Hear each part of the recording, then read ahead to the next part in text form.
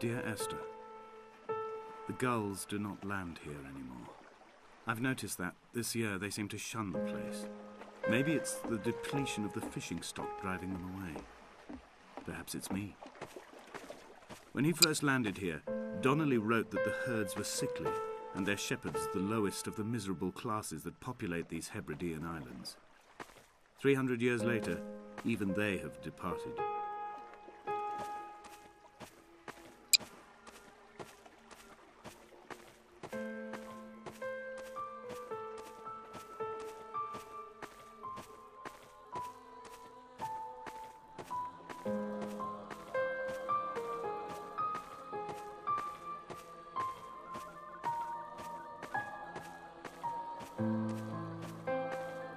Donnelly reported the legend of the hermit, a holy man who sought solitude in its most pure form. Allegedly, he rode here from the mainland in a boat without a bottom, so all the creatures of the sea could rise at night to converse with him. How disappointed he must have been with their chatter. Perhaps now, when all that haunts the ocean is the rubbish dumped from the tankers, he'd find more peace. They say he threw his arms wide in a valley on the south side, and the cliff opened up to provide him shelter. They say he died of fever 116 years later. The shepherds left gifts for him at the mouth of the cave, but Donnelly records they never claimed to have seen him. I have visited the cave and I have left my gifts, but like them, I appear to be an unworthy subject of his solitude.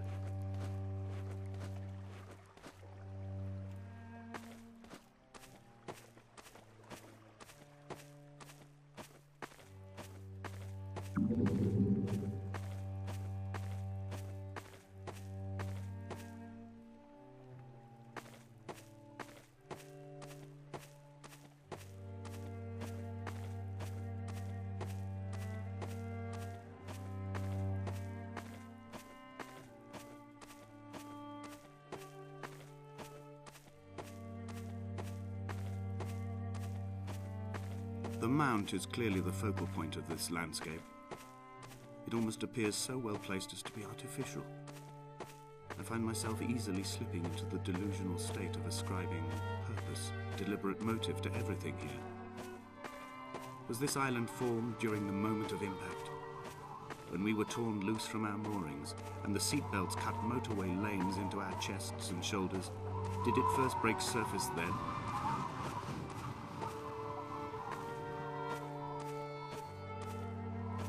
When someone had died or was dying, or was so ill they gave up what little hope they could sacrifice, they cut parallel lines into the cliff, exposing the white chalk beneath.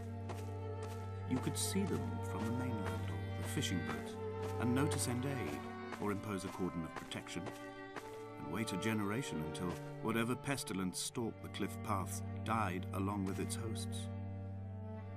My lines are just for this. To keep any would-be rescuers at bay.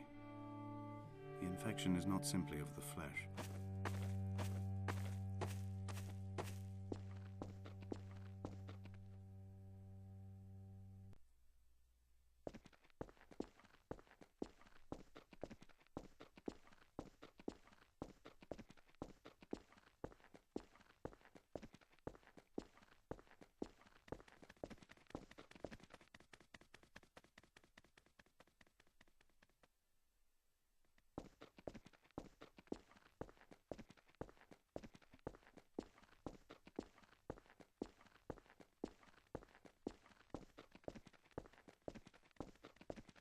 We are not like Lot's wife, you and I. We feel no particular need to turn back. There's nothing to be seen if we did. No tired old man parting the cliffs with his arms. No gifts or Bibles laid out on the sand for the taking. No tides turning or the shrieking gulls overhead. The bones of the hermit are no longer laid out for the taking. I have stolen them away to the guts of this island, where the passages all run to black, and where we can light each other's faces by their strange luminescence.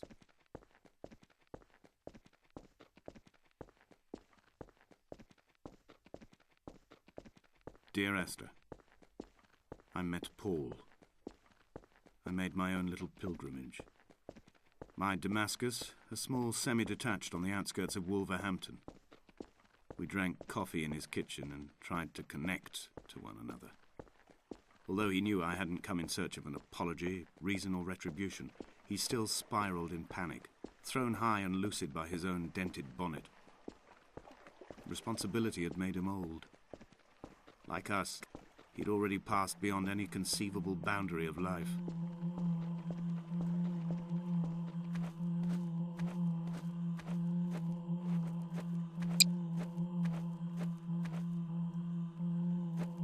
I threw my arms wide and the cliff opened out before me, making this rough home. I transferred my belongings from the bothy on the mount and tried to live here instead. It was cold at night and the sea lapped at the entrance at high tide. To climb the peak, I must first venture even deeper into the veins of the island, where the signals are blocked altogether.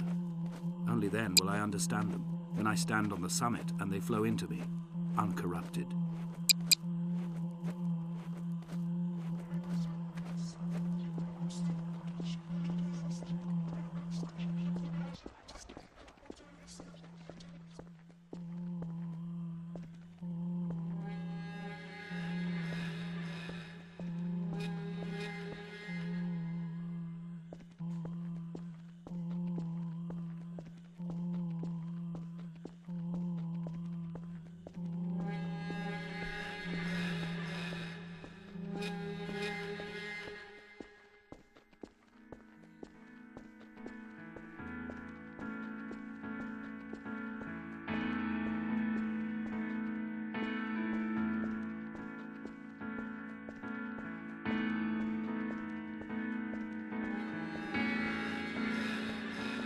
The vegetation here is fossilized from the rootside. To think they once grazed animals here, the remnants of occupation being evidence to that. It is all sick to death. The water is too polluted for the fish, the sky is too thin for the birds, and the soil is cut with the bones of hermits and shepherds. I've heard it said that human ashes make great fertilizer, but we could sow a forest from all that is left of your hills, with enough left over to thicken the earth and repopulate it.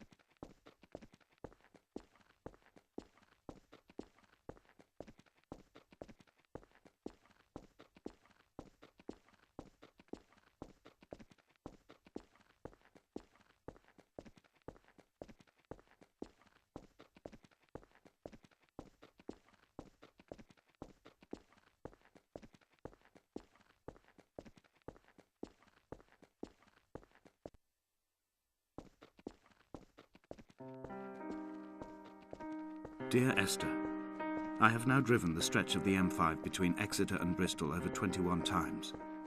But although I have all the reports and all the witnesses, and have cross-referenced them within a millimetre using my Ordnance Survey maps, I simply cannot find the location. You'd think there would be marks to serve as some evidence.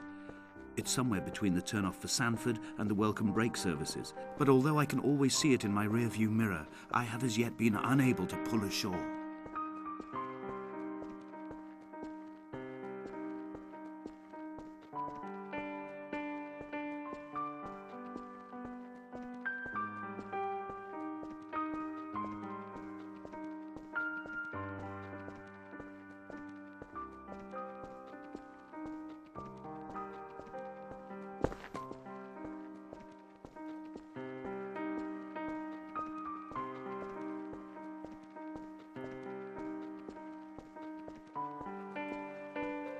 I've begun to wonder if Donnelly's voyage here was as prosaic as it was presented.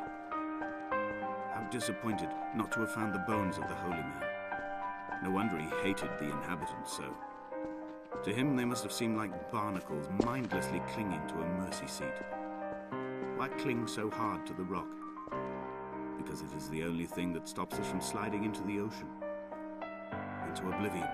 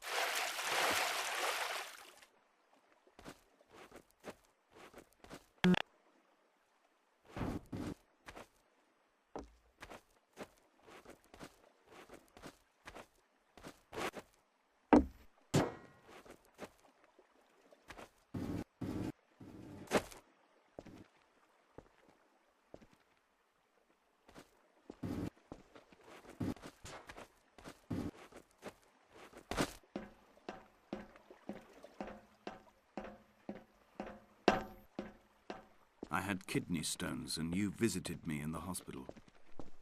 After the operation, when I was still half submerged in anesthetic, your outline and your speech both blurred.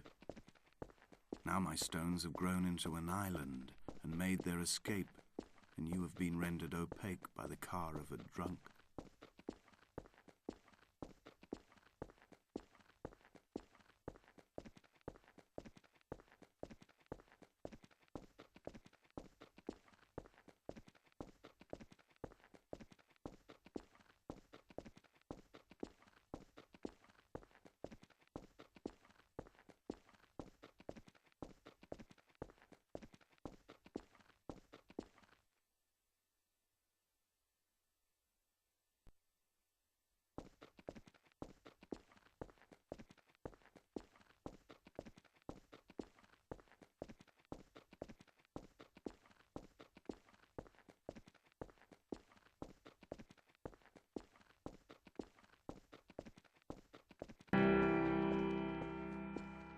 I've begun my ascent on the windless slope of the western side.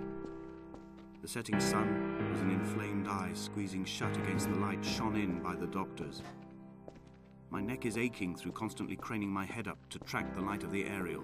I must look downwards and follow the path under the island to a new beginning.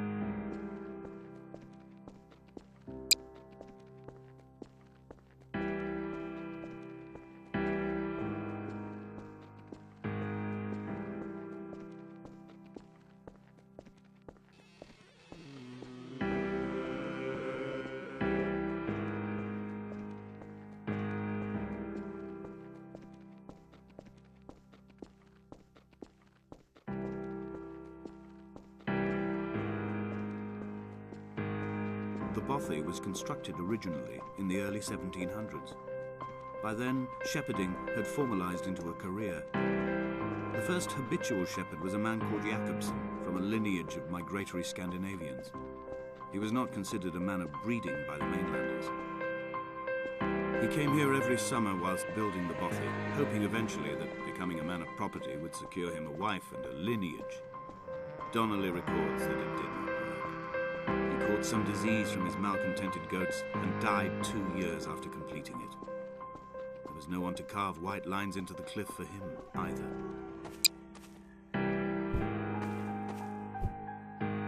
Three cormorants seen at dusk. They did not land. His house built of stone, built by a long-dead shepherd. Contents: my camp bed, a stove, a table, chairs, my clothes, my books. The caves that score out the belly of this island, leaving it famished. My limbs and belly famished. This skin, these organs, this failing eyesight. When the battery runs out in my torch, I will descend into the caves and follow only the phosphorescence home.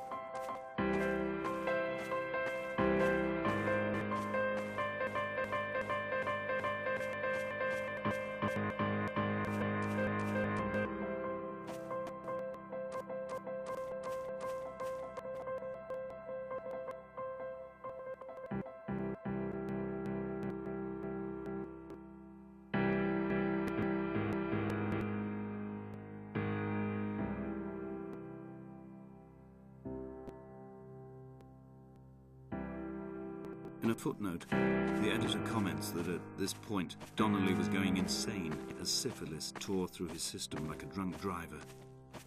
He's not to be trusted. Many of his claims are unsubstantiated, and although he does paint a colourful picture, much of what he says may have been derived directly from his fever. But I've been here, and I know, as Donnelly did, that this place is always half imagined. Even the rocks and caves will shimmer and blur with the right eyes.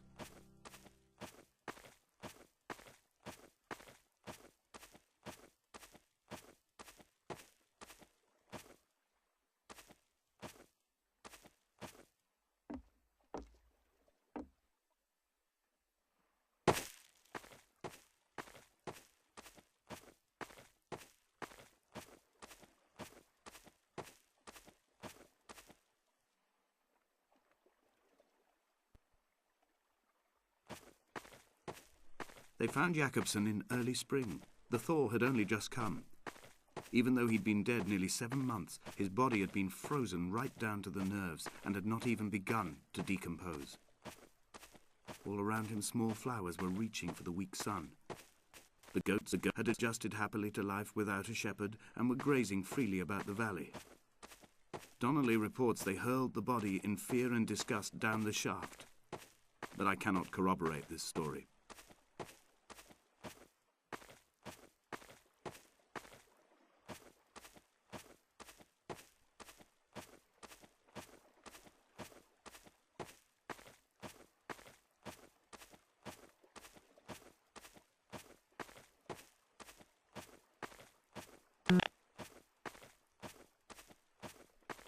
Climbing down to the caves, I slipped and fell and have injured my leg. I think the femur is broken. It is clearly infected.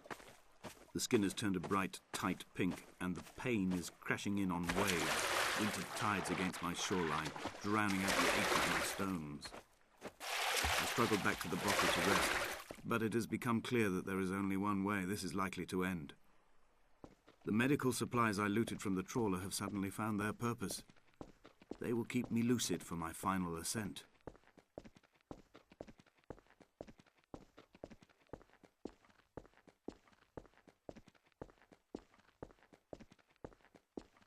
Come back.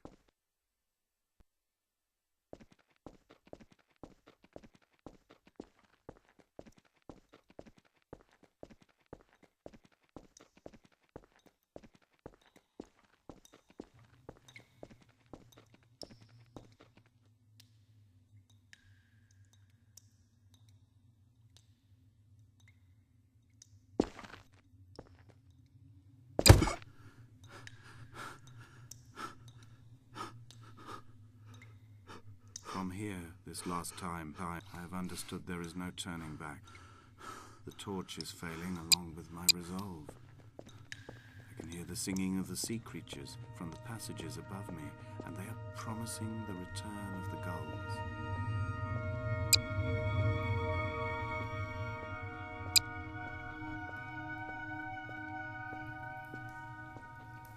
They'd stop the traffic back as far as the Sandford Junction and come up the hard shoulder like radio signals from another star. It took 21 minutes for them to arrive. I watched Paul time it to the second on his watch.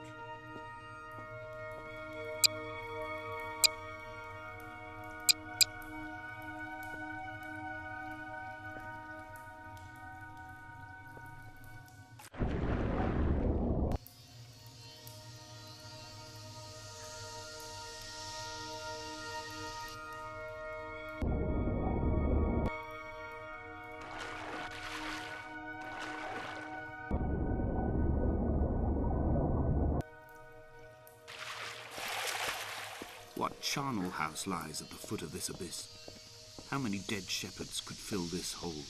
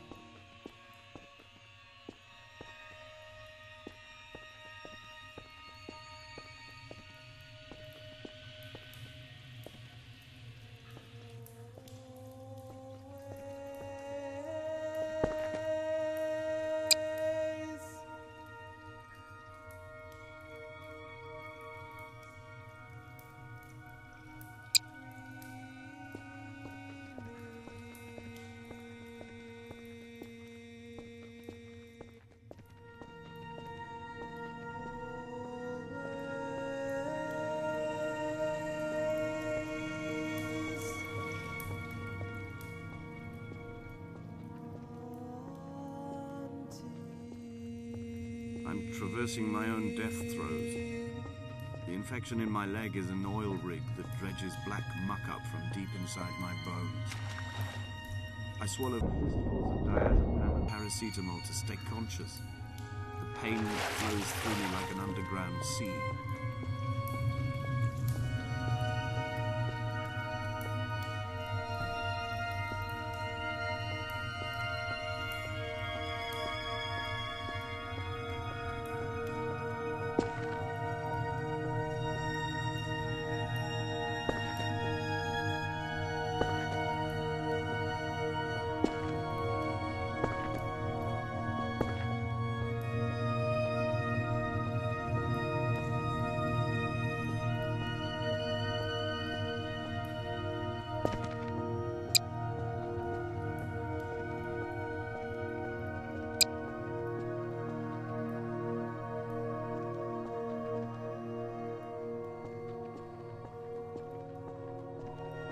I will hold the hand you offered to me, from the summit down to this well, into the dark waters where the small flowers creep for the sun.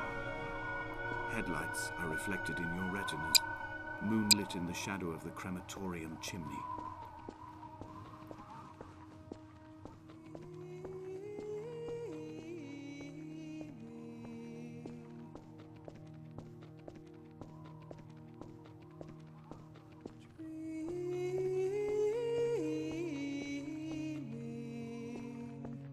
What charnel house lies at the foot of this abyss?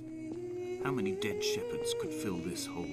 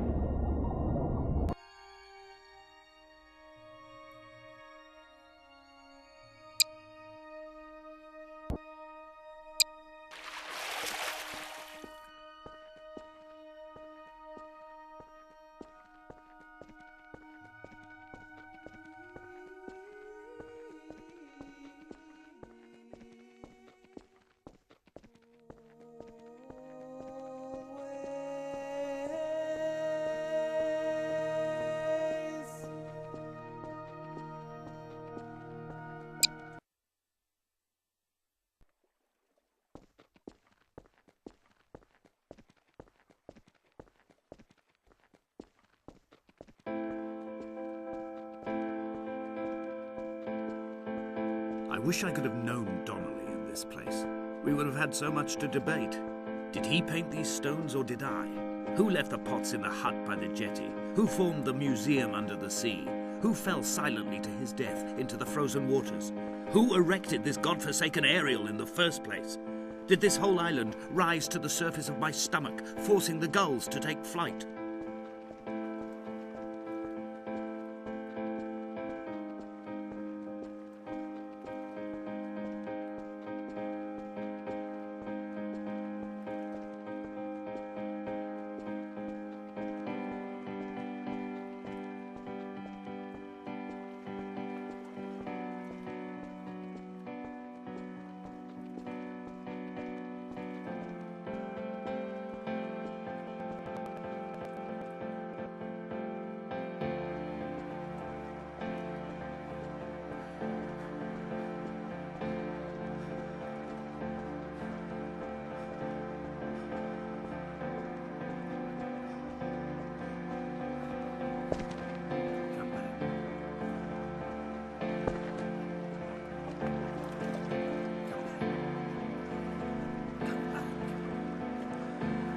Fire and soil, I chose fire. It seemed the more contemporary of the options, the more sanitary. I could not bear the thought of the reassembly of such a ruin monster. Stitching arm to shoulder and femur to hip, charting a line of thread like traffic stilled on a motorway, making it all acceptable for tearful aunts and traumatized uncles flown in specially for the occasion. Reduce to ash, mix with water, make a phosphorescent paint for these rocks and ceilings.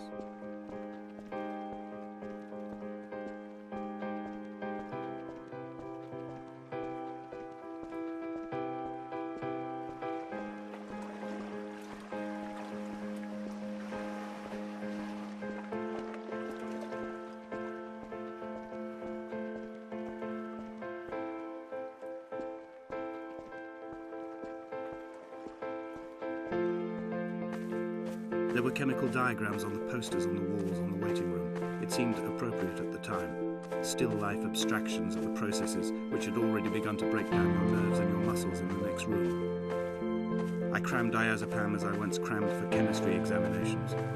I am revising my options for a long and happy life.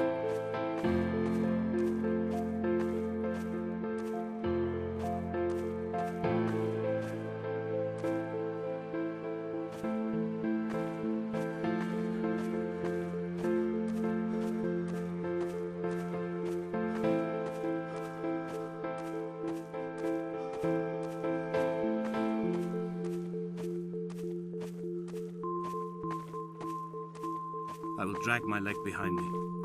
I will drag it like a crumpled hatchback, tires blown and sparking across the dimming lights of my vision. I'm running out of painkillers and am following the flicker of the moon home. When Paul keeled over dead on the road to Damascus, they restarted his heart with the jump leads from a crumpled hatchback. It took 21 attempts to convince it to wake up.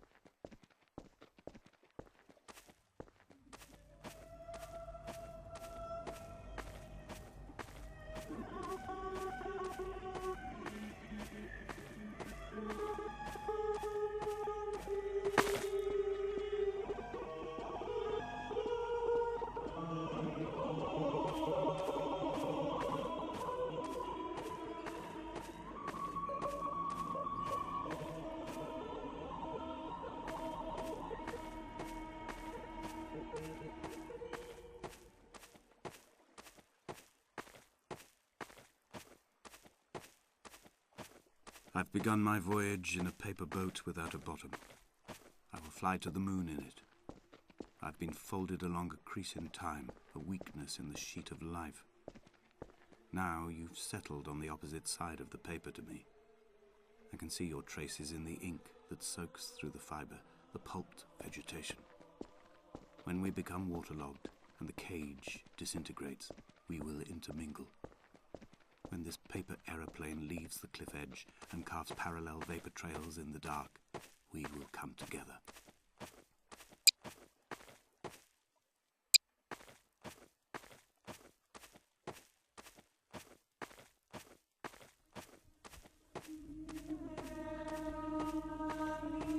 If only Donnelly had experienced this, he would have realized he was his own shoreline, as am I. Just as I am becoming this island, so he became his syphilis, retreating into the burning synapses, the stones, the infection.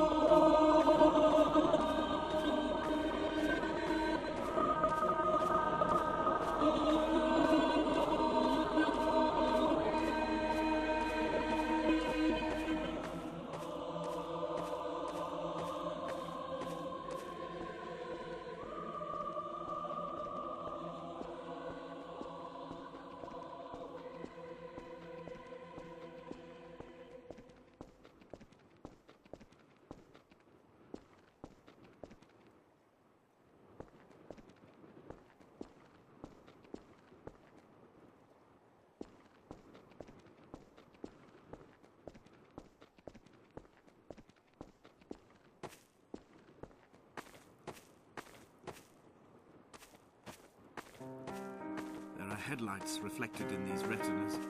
Too long in the tunnels of my island without a bottom. The sea creatures have risen to the surface, but the gulls are not here to carry them back to their nests. I've become fixed, open and staring, an eye turned on itself. I've become an infected leg whose tracking lines form a perfect map of the junctions of the M5. I will take the exit at mid-thigh and plummet to my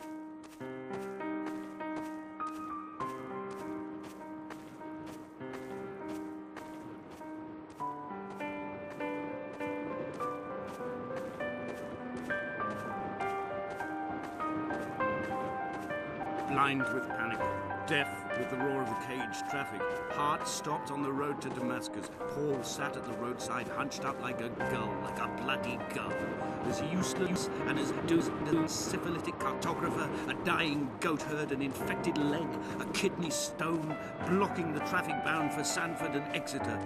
He was not drunk, Esther. He was not drunk at all. All his roads and his tunnels and his paths led inevitably to this moment of impact. This is not a recorded natural condition. He should not be sat there with his chemicals and his circuit diagrams. He should not be sat there at all.